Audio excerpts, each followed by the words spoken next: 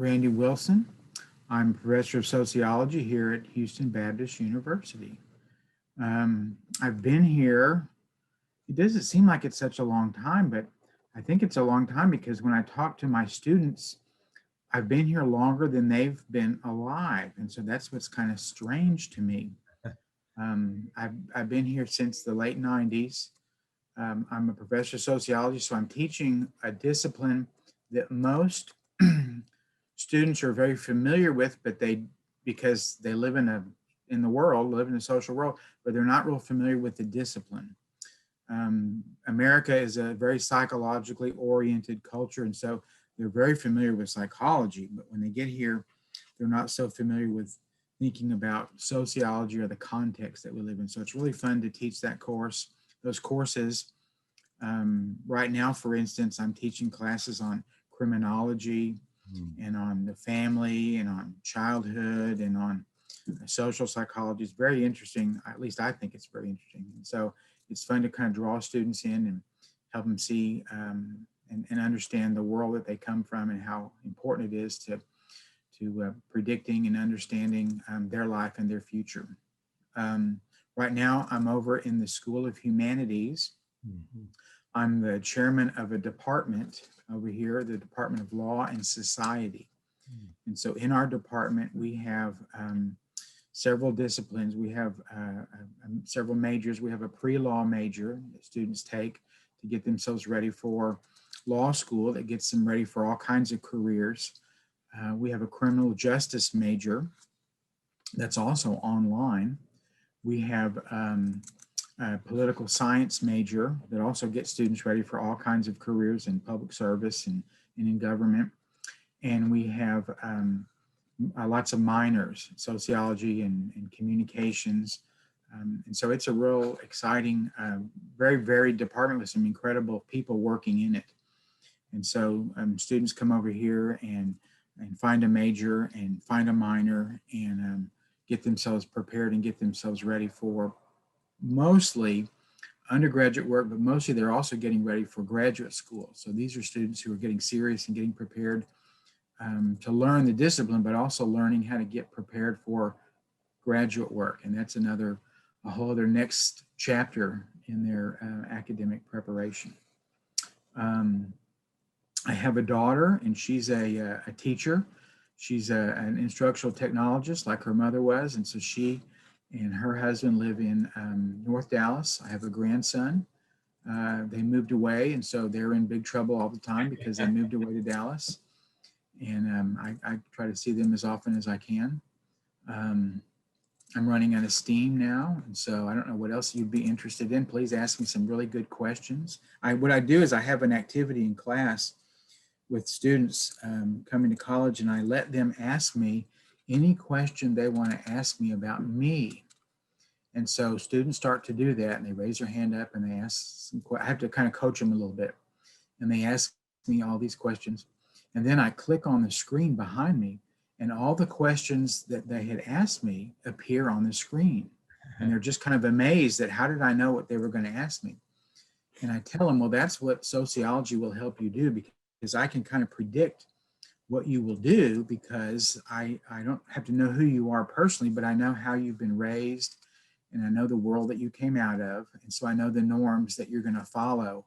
And so the kinds of questions you will ask somebody. And then I click on the screen again, and there's a list of questions that I know you would never ask me in a million years. And they're always amazed by that. They're silly and embarrassing kinds of questions. And I say, I know the norms that will prevent you from asking these silly or stupid or embarrassing kinds of questions too. And so I'm trying to break the ice in class and kind of let them kind of get to know me, but I'm also trying to teach them kind of how you can use the knowledge in this discipline to kind of help you in the world without having to know everybody's bio. But you can make some pretty good predictions about what people will do just asking a couple questions about people. So anyway, I don't know what people, there's no audience here. We're having to do everything online and remotely, and so it's really hard to tell what people are interested in now. Well, anyway, you know, what are you interested in? well, I'm very interested in sociology, and I'll tell you why in a minute. But I just want to go back and tell you that You know, it's interesting. I've only been at HBU 6 years, and I've heard your name so many times in so many different contexts. And without patronizing, I have to tell you, I've really looked forward to today. This is my nearly 200th podcast, but I really looked forward to today. I know we had a little scheduling adjustment, and I say, Clay, whatever you do, make sure we don't lose Dr. Wilson. So thank you so much for being with us. Thank you for the person you are, the light that shines from you, and the impact that you've had in your uniquely long tenure and fruitful career at HBU. Dr. Wilson, Professor of Sociology at HBU, teaching since 1997. And it says you have an interest, you've been focused on American Christianity, culture, and family. I want to pause right there because and I'll tell you later why that's so interesting to me, but why is that interesting to you? Well, I in in high school, I'm from San Antonio. In high school, I surrendered to a call to the ministry, and later on in my academic preparation, I decided to pursue a doctorate in sociology because I thought that trying to figure out and understand what was going on with the church in America, Yeah. what was working, what was not working, that I could learn how to how to I don't know how to fix things. I like to fix things. I think is what I like to do. And when I was an undergraduate at Baylor, I'd never heard of sociology either. And I had a professor, and she was just a whirlwind. She was very dynamic. And when I took my sociology course, it made sense to me. I think that's kind of how I'm wired, that big picture perspective. And so I remembered all of that, and I thought, I could learn about that discipline, and I could help denominations and churches kind of figure out the trends and kind of figure out what's going on in the world, and figure out how to organize and reorganize and what's happening with the world, the big picture, but also locally what's happening with the world. I asked my Sunday school class, I teach a Sunday school class at church, and I asked them Sunday morning, I said, most people in America today live together before they get married. Right. And I said, now, if people in Houston were going to come to our church, what Sunday school class would they come to? We don't call them Sunday school classes anymore, but which one would they come to? Because we're not organized at my church for the way people in America live.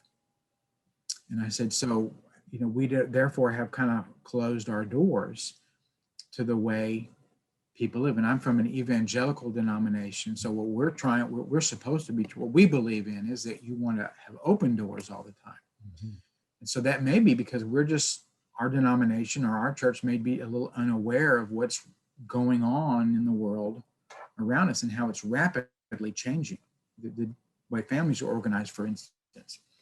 And so that's what I wanted to do with my life, was help the church stay on top of what's going on in the world around us so that we could be more effective at taking the good news and providing ministry to people who live all around us, not expecting people to get their act together first before they come to church, but the church, because I'm still working on trying to get my act together and trying to figure out how to have open doors to people. And so my class just kind of looked at me like, I don't know what class they go to. We don't have a class for people who don't fit the labels, the 1950s maybe labels that we're still kind of organized by. So that's what I wanted to do, and that's kind of why I chose this discipline.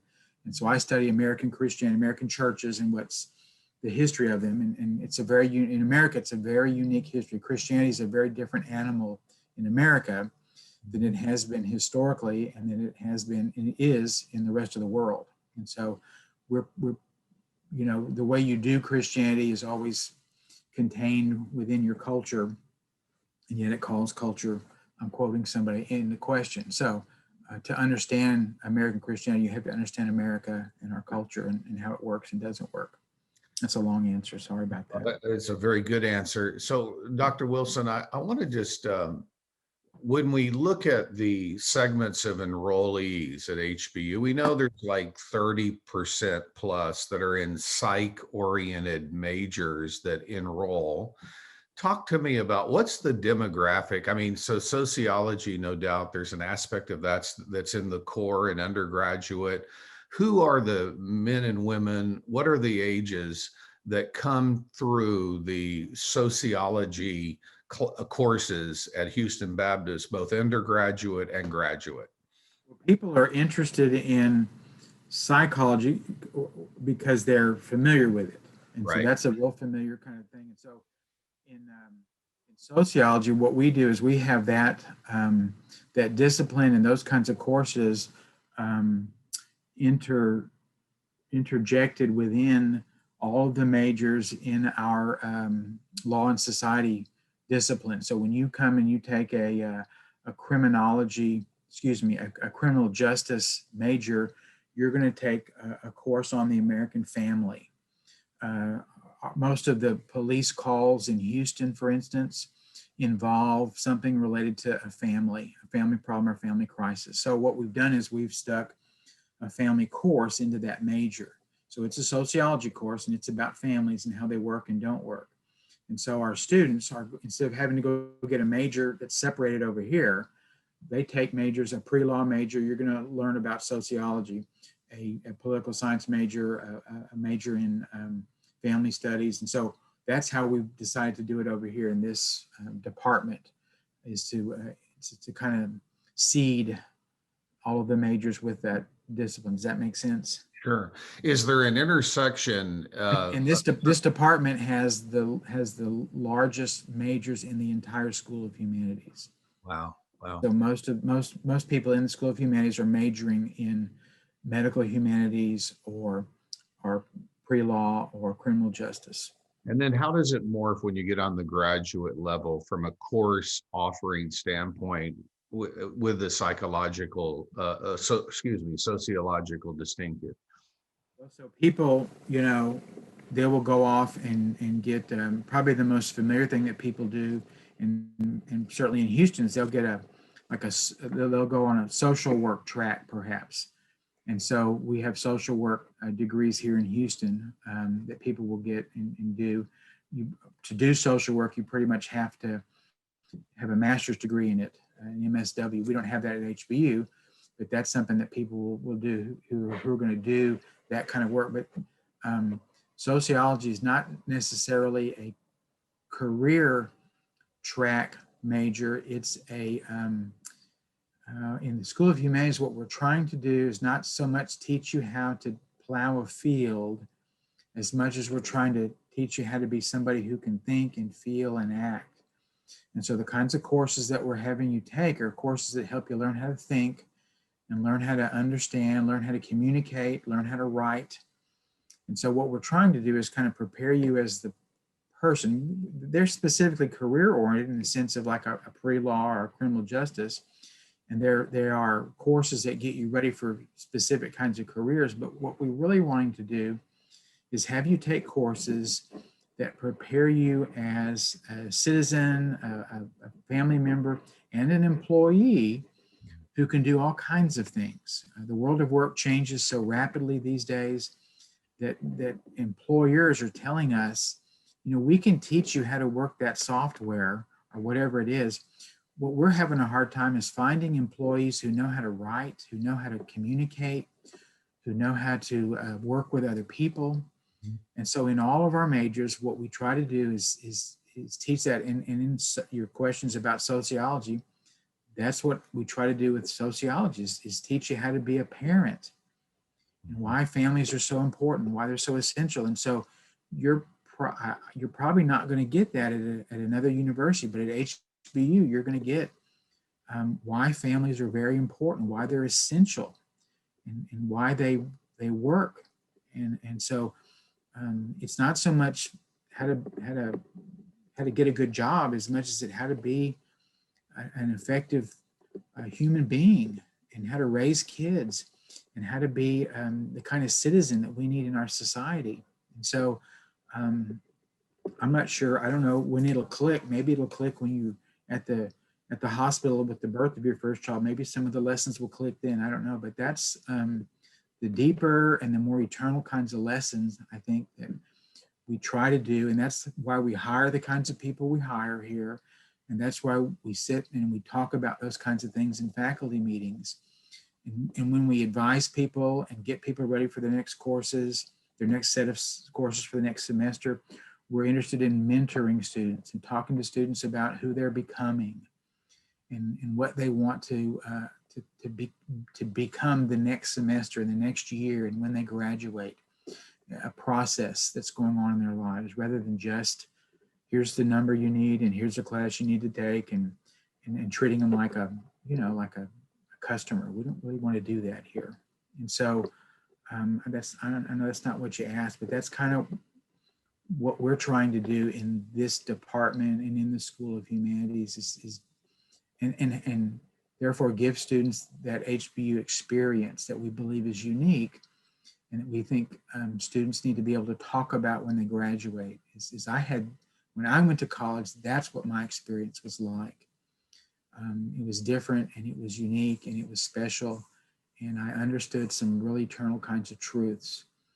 And maybe I didn't really click and maybe I didn't really jump on board, but I know that the seeds were planted and I know what they are now. And later on, when I'm ready to make that decision, when I face whatever the crisis is, I've got those seeds planted in my life, and I've made some connections to some people. And I can get on the email and talk to my professor from way back when, those have happened in my life. So that's what we're trying to do. You use the vernacular, the HBU distinctive, and I couldn't agree more. I would like in the nearly 200 podcasts that I've had the privilege to film, if I've heard two things, and if very interestingly from all the people, it was HBU is like a family, and secondly, it was my professor cares about me. And I would be interested from your perspective. There's a lot of different universities you can go to, but HBU does in a very singular way provide an opportunity that you don't really get in that classroom of 700 where you are a name and number. Give me your perspective of why HBU should be the choice to consider to come to a university. Why? Well, now here's the sociologist talking to you. The whole world that we live in is becoming increasingly more impersonal and instrumental. And so, if you think about the interactions with human beings you have had in a given week, mostly they have been instrumental interactions. You drove through in the drive-through, you went to the cleaners, and you talked to the guy about your car. You did things with people, and you did business interactions with people, and you got business done. And everybody was nice. They said hi, and they said bye, and they got things accomplished. But you really didn't have a personal connection with a whole lot of people. And as families continue to disintegrate, that means less and less. Less and less people are going home and having personal interactions with real people who know them and love them. And so, as that's the trajectory that we're on as a society. Well, that means that going to college and sitting in a room of 700 people and being a number and being a paper and being a grade, that just sounds like the rest of the world that you live in. And so why not be a university and be a 4-year experience where you're with somebody who's going to invest some time and some living in your life and know who you are and care about what's going on. When kids come to college, their experience of learning has been in high school where you go to class and then you leave class and it's finished. Well, college isn't like that. College is like going to work 9 to 5.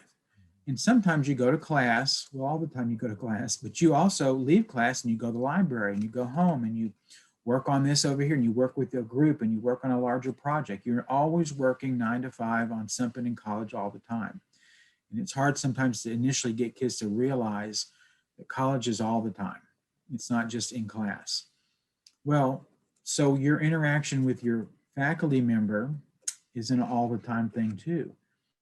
And technology, while it's sometimes awful, is also good because it enables all the time communication back and forth. And so if at night I'm answering communications from students, especially nowadays, this year, and trying to talk to students and trying to get them to think and trying to talk to them about their life and what's going on and the sports team that they're on, and ask them questions to treat them like a person, and not a student, to tell them, well, that you bombed on that assignment, but that was just an assignment. That's not you, and to talk to people like that so that they know who I am and I know who they are. I'm going to dress with a funny costume so that they have a little experience of college and that they can talk about. And I want them to have an experience, a personal experience and a meaningful experience, and at HBU, an eternal experience here.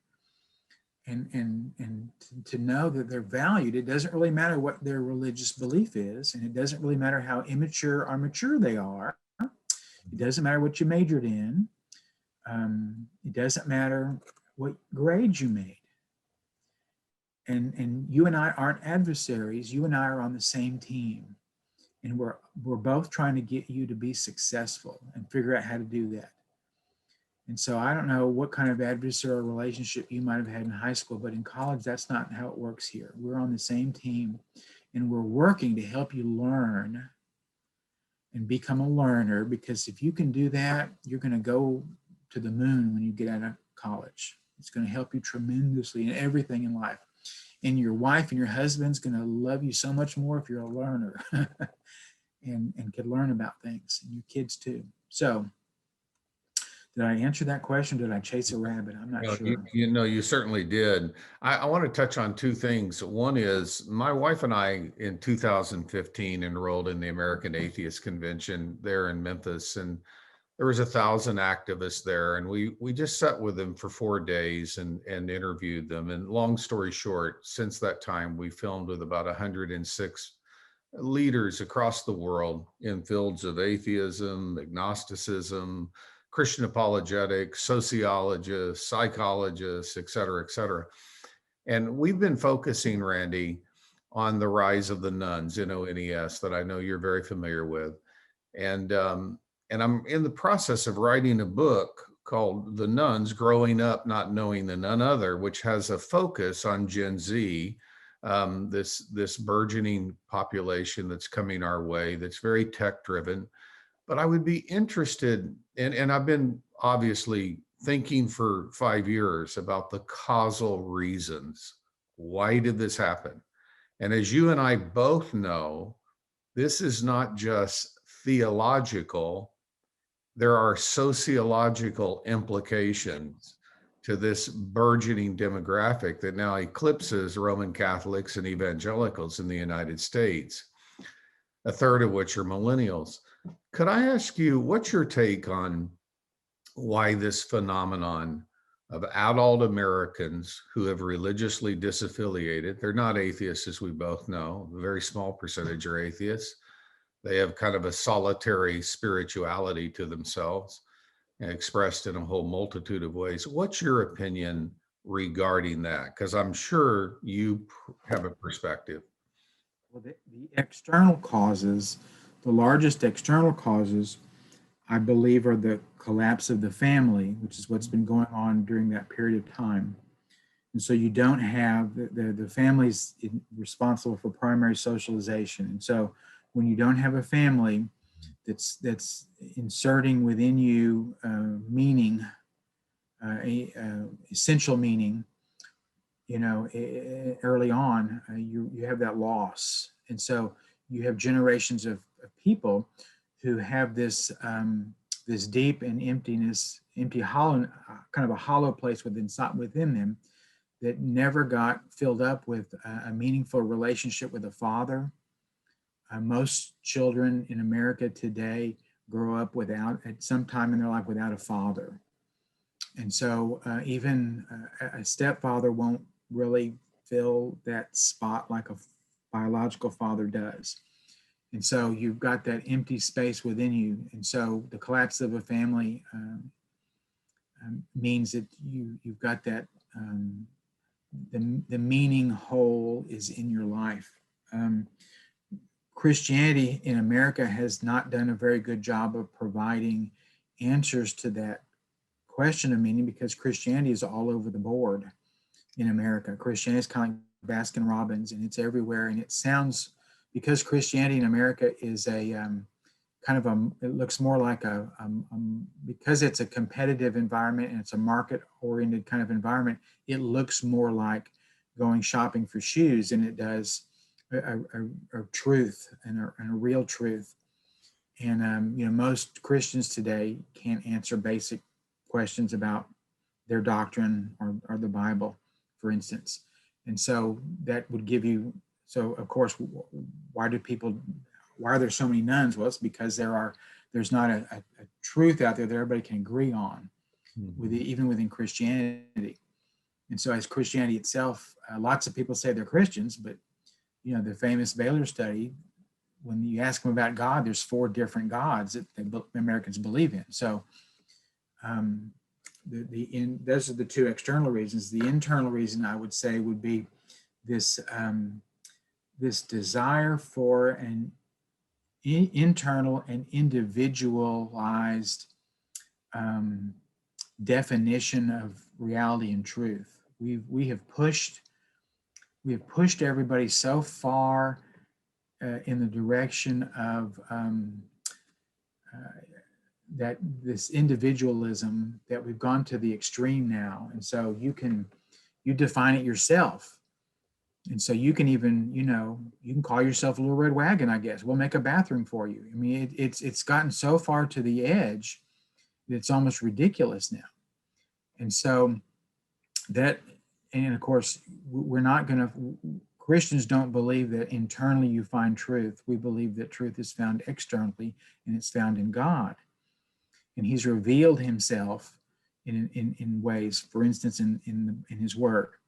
Well, I don't find that within looking at myself and trying to question myself over and over again and discern inwardly what the truth is. Well, that's the direction American culture is pushing us, is to look inwardly and define it myself. And as long as nobody gets hurt, I get to do that. And America pats me on the back and says, well, that's your truth. This is my truth. And so we don't really have truth. We have subjective truth, and that's not really truth, is it? So it's getting pushed and pushed and pushed and pushed and pushed to the end. And now we're kind of in a real ridiculous place now in America, where it's really, I believe in our lifetime, we will really see, it will be like a cartoon we'll be living in.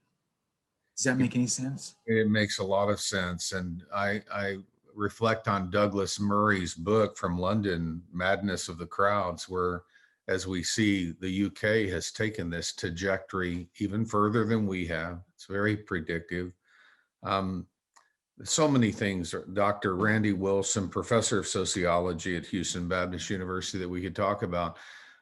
I could not have this conversation with you about telling you about the day that Dawn came to the studio and impacted me in a one-on-one interview like she impacted every life. And she was your late wife, who's now in heaven. I want to ask you, how are you doing? And give us just your reflections on, what an amazing wife you had. We all know. I was stunned, Randy, when I finished the interview, that facing the battle of cancer, how she just day in, day out, what an example. I have been fortunate to have colleagues around me that have supported me, and a university who has supported me, pray for me all the time. That's what makes this all possible, I'm telling you. But I have continued to teach full-time through all of the chemo and radiation and all of those things that I have gone through. And even in December, I had brain surgery. Wow. and recovering from that. So, but every time, the blessing is that I have people praying for me, and I hear from them all the time that they are praying for me. And so if I worked in another institution, that would not be true. She had a different kind of breast cancer that most people have never really heard of. And so that's what's kind of dangerous about it. It's inflammatory breast cancer. And so it doesn't appear as a lump. It's like a skin rash. And so people don't think that that's cancer. And so they don't get it diagnosed in time. And it's a very fast moving cancer. And so she was very quick to go get it diagnosed. But by the time it was diagnosed, it had already moved into her lymphatic system. And so she was already stage 4. And so we had really great, wonderful treatment, wonderful doctors at the Methodist hospital system, just incredible people and a credible doctor. And had it taken care of with chemotherapy and kind of knocked out, kind of really at bay. But with chemotherapy, it doesn't, there's a barrier, a blood-brain barrier we didn't really realize. And so chemotherapy doesn't go into your brain or keep things out of your brain. And so it traveled into her brain. And so she developed tumors in her brain. And so that's what ultimately took her life. But the whole time she had cancer, she never stopped working. I know. And she helped write 2 books while she had cancer, and had a grandson, and just never stopped. So that's why it's kind of hard right now to go on with life, because she's in the middle of it all the time. And so it's really hard to do life right now, and to always look over your shoulder and wonder where she is, because why isn't she there? Because she was in the middle of everything all the time. It's been hard to reorganize life, because right after she passed away, the COVID virus hit, and we all went into lockdown and pandemic mode and social isolation. So nothing has been normal for me really since 2019, the end of 2019. So I'm still kind of waiting, except I just wrote a blog post, if you're waiting, you're wasting time if you're waiting to get normal, because right now is your normal. And so you need to live today and not wait for tomorrow, and be normal right now that you're in. So that's kind of what I'm anxious for. I got part of my vaccine, so I'm anxious for. I feel like the train is moving now a little bit, so that's good. And I'm anxious to take the mask off and have real classes and be with real people. I'm anxious for those kinds of things to happen, but I don't want to lose today either. And I want to make today count. And that's what God said, to count, to number your days and to make today count. So I want to do that too. That's what she would want me to do. Well, Dr. Wilson, our prayers and thoughts are sincerely with you. I can't tell you how many times Dr. Sloan led all of us in executive council to pray for you, to pray for Dawn. I know there are so many other people praying and still praying for you and admiring you in the middle of all this. And so our sincerest thoughts are with you. We've been talking to Dr. Randy Wilson. He's just another reason why Houston Baptist University is so absolutely unique, that it can become your academic family. Our admissions people will tell you more at 281-649-3211, or just go to HBU.edu/admissions. And our graduate school, HBU.edu/grad, GRAD, or 281-649-3269. Dr. Wilson, I can't thank you enough for taking time out of your schedule today to join me. We're grateful to you. You're a great gift to Houston Baptist and to so many people. And I'm going to promise to come bother you to talk to you about the area of research we've been in. And I am so thrilled to have this conversation and to pick it up again in the future. Thanks for being with us today.